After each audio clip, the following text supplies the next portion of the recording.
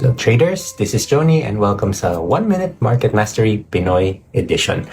Ngayong araw, pag-usapan natin ang mga broker features na talagang mahalaga. Kapag pumipili ng broker, marami sa mga trader ay nakatutok lamang sa spread at leverage.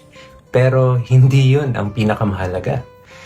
Ang dalawang pinaka-importanteng feature ay execution quality at regulatory license.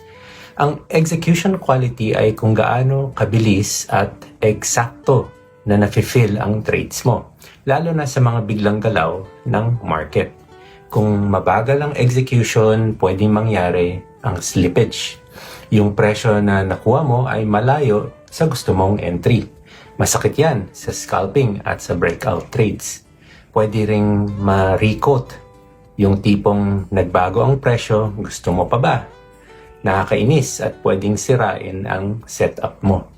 Isa pang mahalaga, regulatory license. Kung walang lisensya mula sa kilalang financial authority ang broker mo, hindi ligtas ang funds mo.